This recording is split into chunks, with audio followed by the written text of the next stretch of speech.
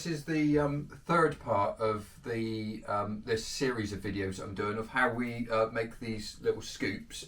The first part of the video was how I create these little templates. So please check that one out. The second part of the video was how I cut these out on the bandsaw, and I use the templates to do that, obviously to mark them out and then cut them out on the bandsaw, which creates these blanks. And then the third part, which I'm just about to do, is how I do the bowl and then how I bring the back of the bowl back again. Now I don't know whether this is going to be the last one of these series, or I might actually go on and show you how I finish the scoop, but we'll see if people are interested in that. Yeah, so without further ado, let's get on and mark this one up. So these are the two, like I said, that I cut out. These are sycamore wood blanks. And the first stage I do is, we'll put that one aside, we'll do this one. The first stage is to mark out where the actual bowl's going to be. Now, that's just another useful thing with these templates, because when I drew them out, I obviously had a hole in the centre, and that's a really useful finder for the centre of the hole of the scoop blank itself. So I mean, you can do it where you're drawing crosses and things like that, but then I never seem to be able to get it bang on. So the easiest way I've found is to use the template itself, make a nice hole through the hole itself, and you can see there's a tiny little hole there, and then I can use that. So what I usually do is I go right out to the edge just to make sure that we're roughly in the same place. I mean, at the end of the day, this isn't precision engineering, is it? So if I actually draw that out just as an exercise, you can see that's the perfect circle. Well, it's not a perfect circle because, as I say, it's not precision engineering. So but what that does show is that we're right on the outside of the edge of the bowl there. So obviously we want to come in from that point, which is going to be, what I quite often do is I come in quite a way, so somewhere about there, because what I like on these, especially these Cuxer type ones, is to bring the lip of the bolt in, so I kind of round it around that way. So to achieve that, obviously I have to come in a little bit. If I took the bowl right to the edge, I wouldn't be able to bring the outside of that in at the end. I think that. So I'm just going to draw in that circle to give me an idea where I'm aiming for with me scoop.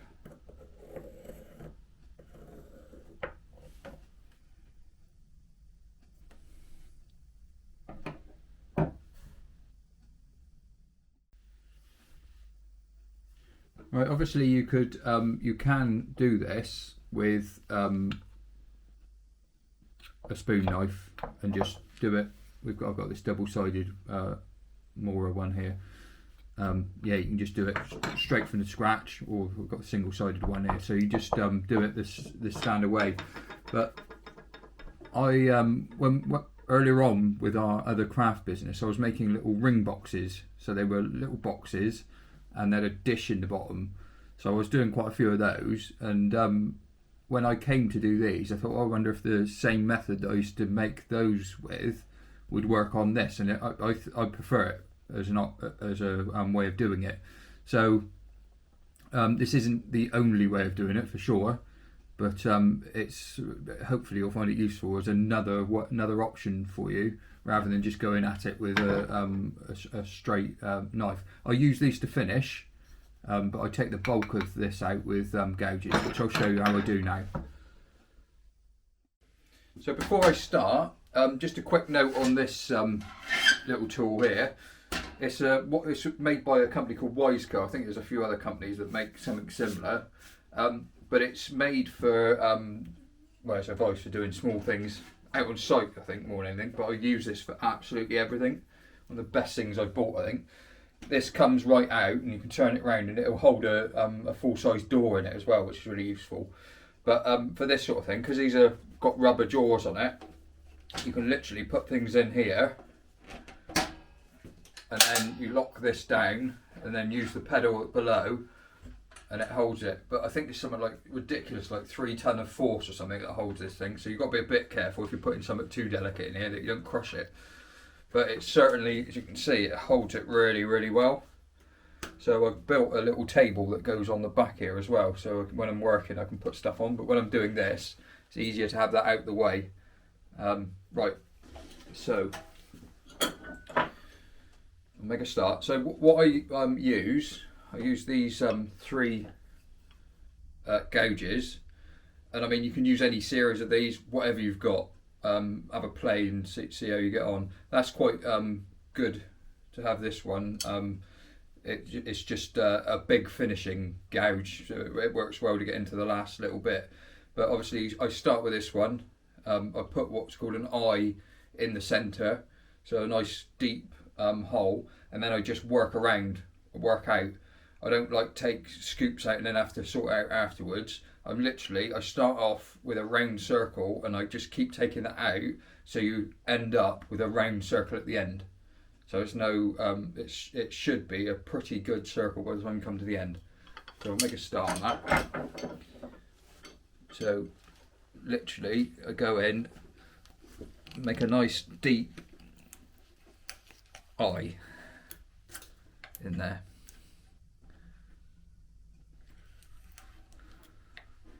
Obviously you've got to think about the grain direction. These were cut with the grain running this way.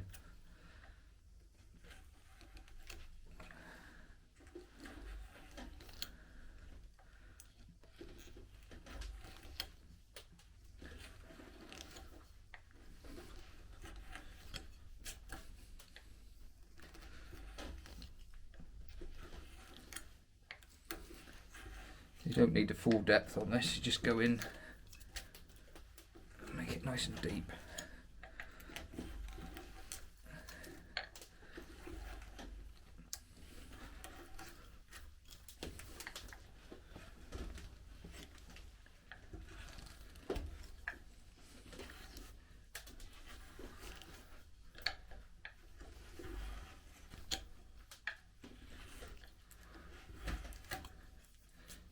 Probably enough with that one. So then I swap to the other flex cut one. It's a nice deep gouge, and then just go in and take a bit of depth out. But then what you're aiming at is just trying to take these edges around, and then obviously the bottom of the gouge will take this down as well at the same time. So I'll come in, go back in that way.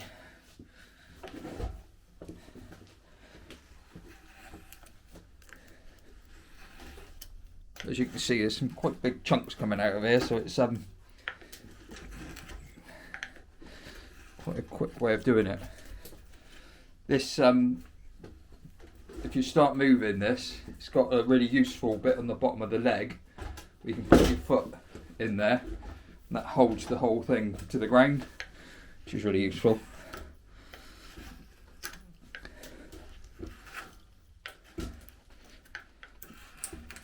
At this stage, if you rip a bit out, it's not the end of the world. You can come back and save it. Obviously, once it starts, once you start getting down there, you need to, or close to your line, you have to be a bit more careful. As you can see, I'm not sort of going in and taking a mess out and then having to sort it out afterwards. The actual bowl itself is formed now, and then I just keep taking it down. I've just found it easier for myself. That's, there we go.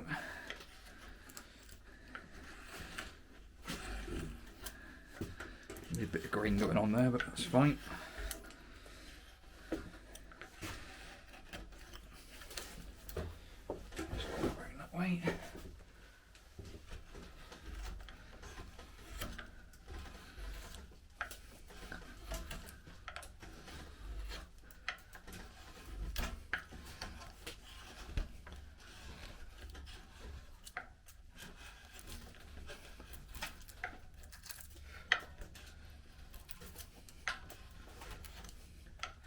going to take a bit more depth down here now, before I swap to the next one.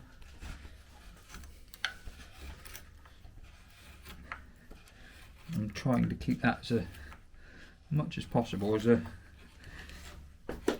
shape of the bolt I want.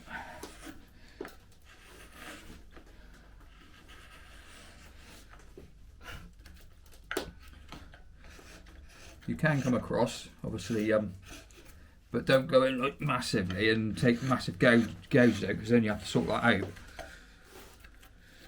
One quick note on this: when you're obviously you're going around like that, the edges of these chisels can you see the colour of my hand there, it goes a bit red. So I made this up ages ago, and it's just like a leather glove that goes in there. And then, but any old leather glove would do, but this is just leaves your hands fairly free for doing everything else, but it just protects this bit. Just a quick note there. So the last flex cut, and then I move over to this one. I don't even know what make this is. It's an old one that I picked up. A bit of a repair in the handle there. Yeah, so obviously that fits in there. So this is going to now finish this pretty much to the edge of there. And then I'll do the final finish up with the actual knife itself. As you can see, that's going in there quite nicely now. So you're taking nice big chunks out. Come back that way for the grain direction.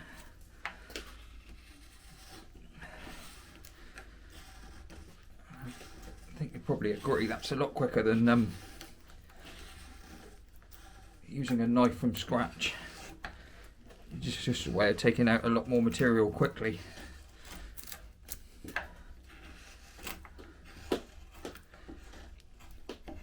Quite a therapeutic thing to do as well. And it keeps you fit.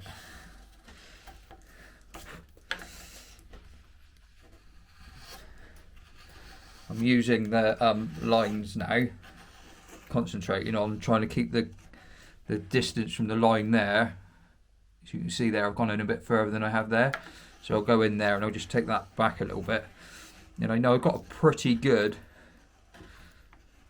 circle then. I will repeat this, it isn't engineering any description. It doesn't have to be perfect. I think sometimes it looks a bit nicer if it's not.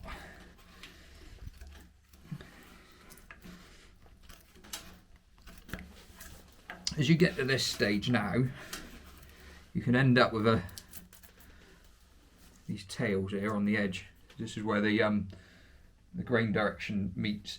So what I've found in the past is you can tip the chisel downwards like that, and then that takes away that edge. So I'll just take that down a bit more again.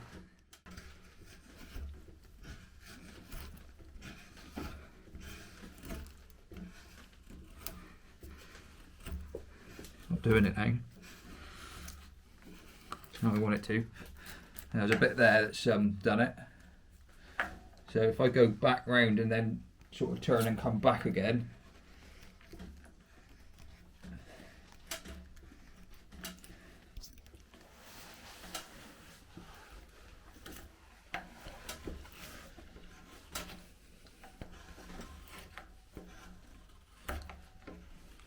yeah, there's one there, and I go in and across. It kind of takes out those little tails. So we're very nearly there now, as you can see. There's the original line. So I've got probably 1 millimetre all the way around. So what I want to do now is start thinking about depth. So if you look on here, there's still quite a bit of depth to go on there. I'll just go and grab my calipers.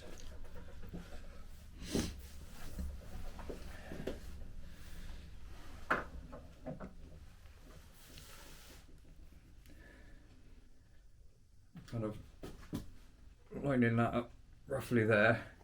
So as you can see, I've got a fair bit fair bit to go. So what I can do is put that on there. I know that that's like the full distance. So what I want is to leave that much at the bottom. So then I've got a pretty good idea now, if I lock that off. I've got a pretty good idea now what sort of depth that I want, which is probably half again of where I am at the moment. So we'll put it back in the vise and we'll keep going down now to make sure we've got our depth there. As long as I stay, that's why I've left this edge, I haven't gone right down to it. But these ones look, as I said earlier, these ones look really nice if you kind of almost undercut this now.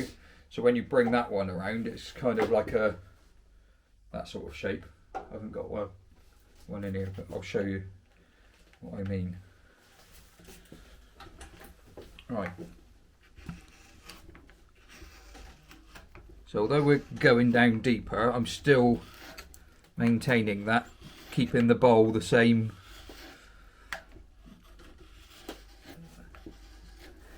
shape.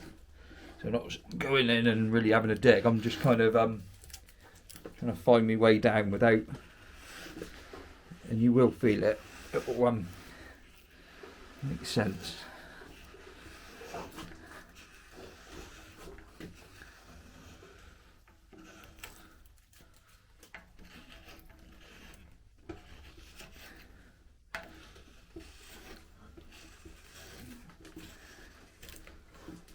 Again,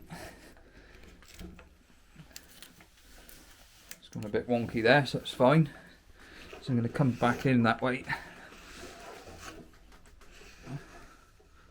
Just go really steady on that edge.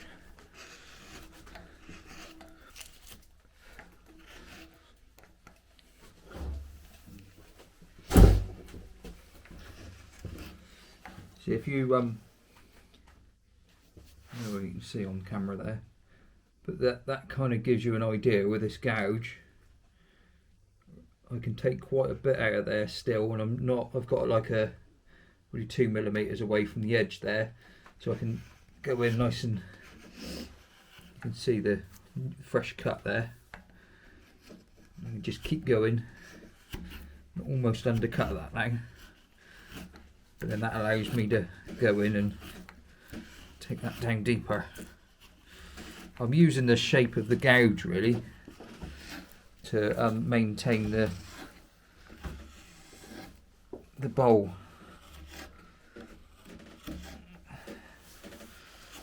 So a bit closer to that line now, which is fine. Be careful when you're doing that, because I nearly caught it there. Look, you can bring it back. Just very close to the edge there. So.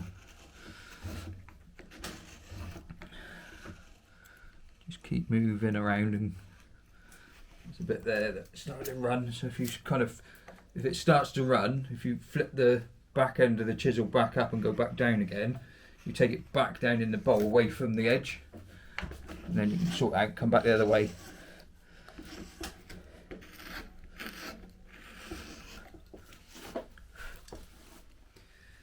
And take this one back to that line now.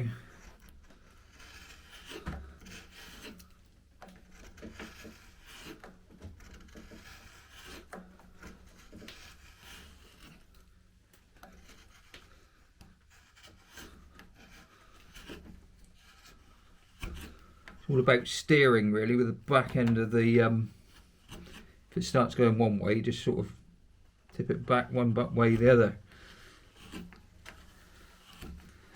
Use the back of the chisel like a joystick to steer it where you want it to go. There we go. So you're getting some depth there now. You can get quite quick at this. I'm making this look a bit slower than it. I'm trying to explain and go steady, but you can quite quickly get these to where you want them to be. I've done a fair few mine.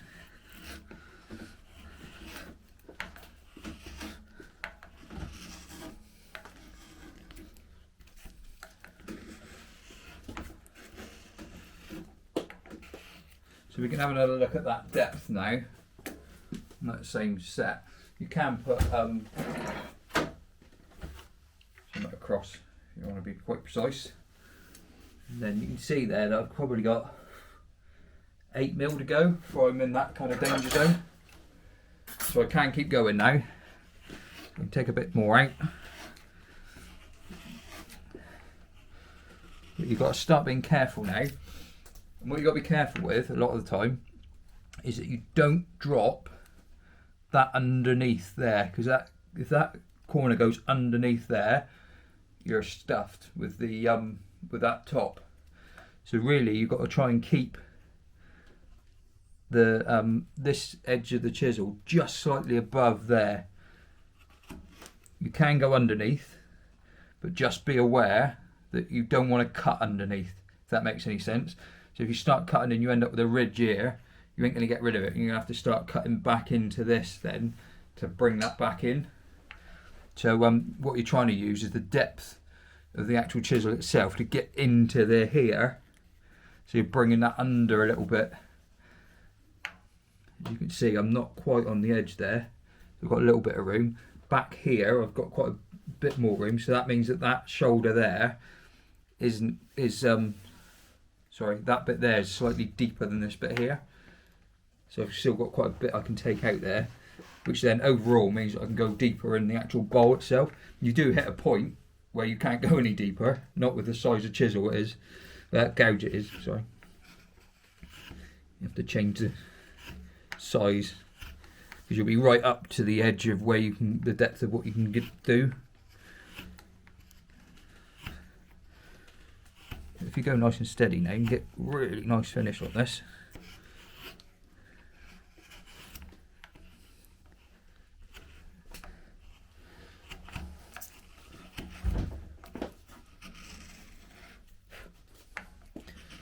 So you can see that's almost starting to go underneath a little tiny bit there, which is kind of what I'm after on these ones. I can take a little bit more, still got about 1mm here on this line, so I can slowly and carefully take that back around.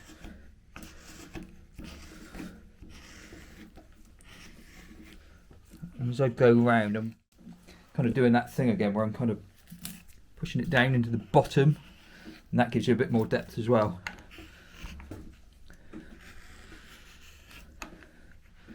Come back that way.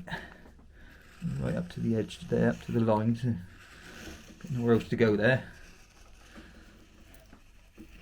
A little bit more I can take there, just to bring that round.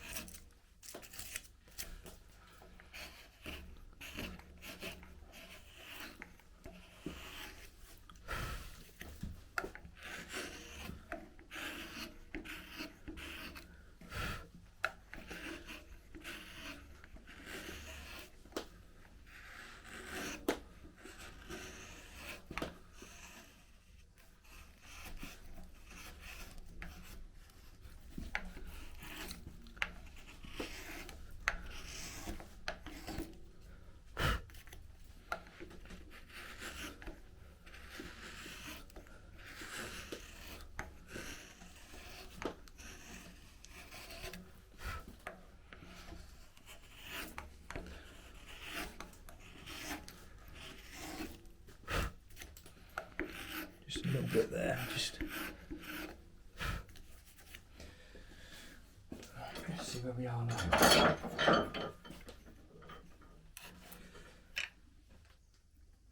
Still got a little bit to go. 5 more perhaps. Go back in there nice and bravely.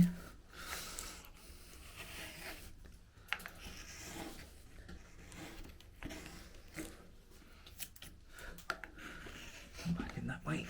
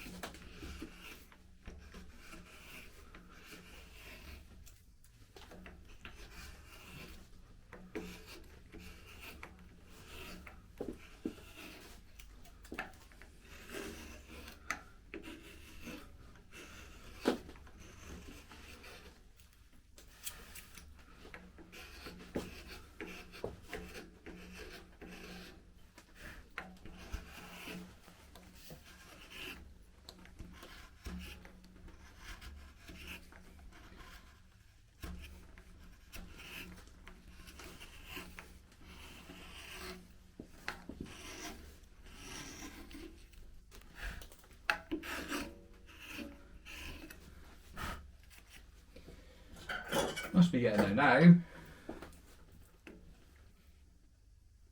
Tiny bit more, I reckon.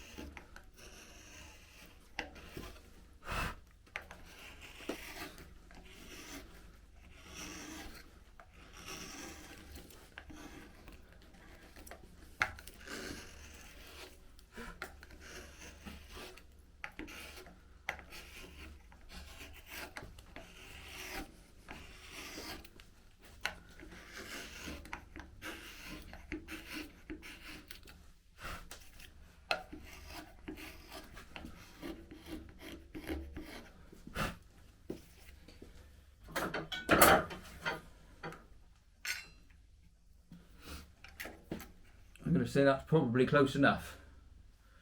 Right in the centre of that.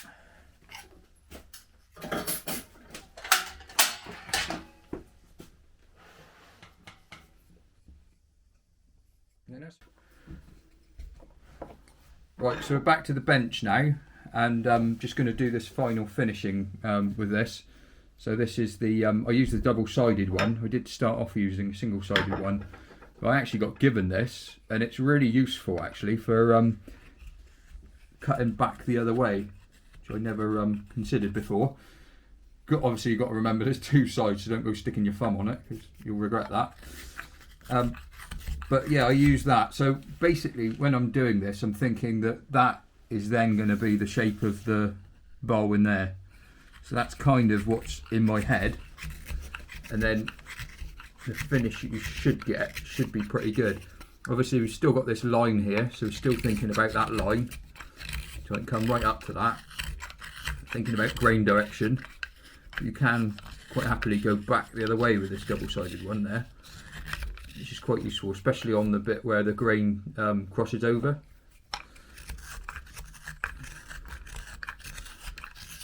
But what I'm looking for when I'm doing this is to try and create what looks like an internal ball, if you like, inside of there.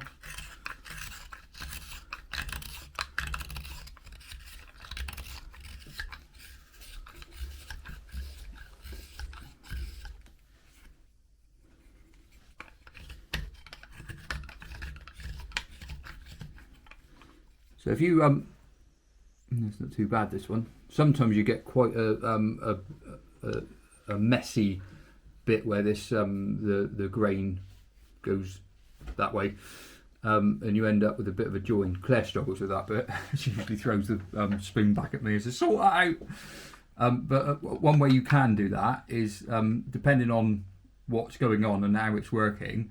But certainly with this one with the blade on the other side, is you can come back up this way.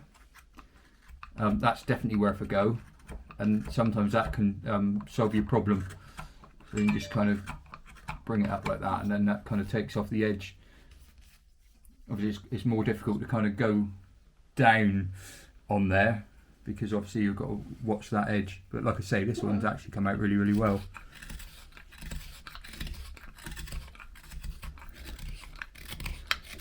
Which is nice, because that doesn't usually happen on camera.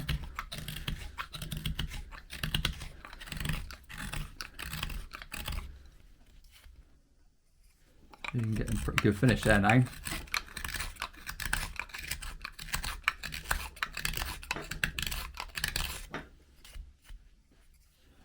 There you go. I mean, you could keep going with that. It's, there's a little bit of something going on there. Come back that way a bit. As you can see, it's a pretty good bowl now, and it doesn't take that long actually. If you go at it like from scratch with one of these, it can be quite hard, especially if you want a nice deep bowl like that. Certainly for a normal size, normal shaped spoon, I wouldn't even use this. You'd probably want something with less curve on than this.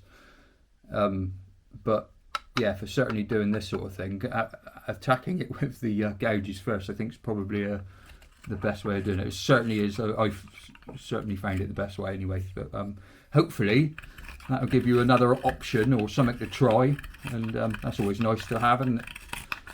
So yeah, I'm going to leave this video here, and I'm going to do the next video where we take this back down.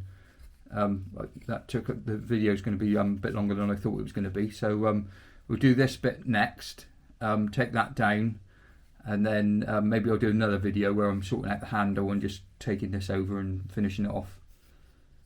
Okay, thanks for watching, and yeah, we'll come back with another one very soon.